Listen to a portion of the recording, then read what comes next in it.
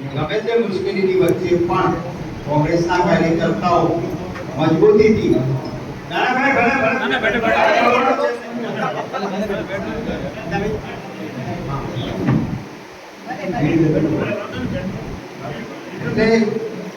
आपने ये कहते हो तो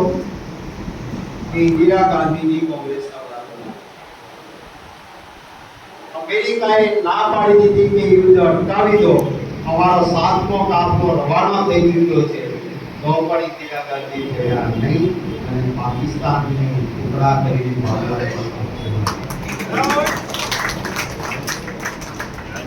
આજે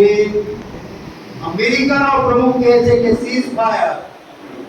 એટલે અહીંયા ભાજપમાં સીઝ ફાયર કરે શું બીક લાગી હતી આપણે નથી ખબર જો તમે જીવતા હતા સંપૂર્ણ સારું હતું તો શું કરવું જેમણે આતંકવાદીઓએ કાશ્મીરમાં હમણાં 26-27 લોકોના જીવ લીધા એમાંથી એક પકડાણા વગર અભિષેક બાબી સૈન્ય ઉપર નાજ છે આપણી સેના અડીખમ પણ સેનાના નામે રાજનીતિ કરનારા સાચી રીતે દુશ્મનો સામે લડવાની તાકાત અને વિદેશ નીતિમાં નિષ્ણાત આજ સુધી કોંગ્રેસની સરકાર રહી नेपाल હોય ભૂતાન હોય મ્યાનમાર હોય શ્રીલંકા હોય આપણા પાડોશી દેશો આપણી સાથે નથી IMF ની લોન મળે છે પાકિસ્તાનને 191 દેશ છે એના સભ્ય એમાંથી 25 દેશોના સભ્યોની કમિટીમાં જોડાયેલા જેમાં ભારત પણ છે 25 માં ભારત એકલું પડી ગયું ભારત સિવાયના 24 દેશોએ કીધું કે આ પાકિસ્તાનને IMF ની લોન આપી અર્થ એ થયો કે ભાજપની આ સરકાર વિદેશ નીતિમાં એક પણ દેશ તમારી સાથે રાખી ત્યારે આ પ્રકારની નીતિવાળાને જનતાની વચ્ચે ખુલ્લા કરવાથી પણ કરીએ આપણે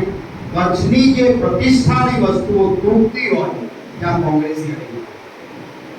હું વારંવાર સંસદમાં કચ્છના કેટલાક મુદ્દાઓ ઉઠાવું ગ્રેટ ઇન્ડિયન બસ્ટર મોટી ઘોરાડ લુપ્ત થતું પક્ષી છે આપણા કચ્છના અબડાસામાં એનો અભ્યારણ્ય મોટા ઉદ્યોગપતિને દઈ દેવા માટે લગભગ પક્ષી મારી દીધું મેં પ્રશ્ન કર્યો ત્યારે કહ્યું કે બે જ માદા પક્ષી છે નર પક્ષી નથી ત્યારે રાજસ્થાનમાં આપણી સરકાર હતી રાજસ્થાનમાં આ પક્ષી છે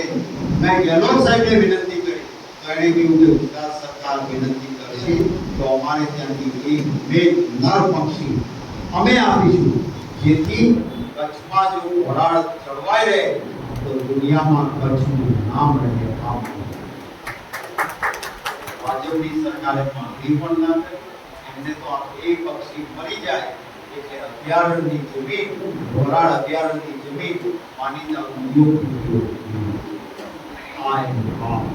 આવા મુદ્દાઓ પર કચ્છની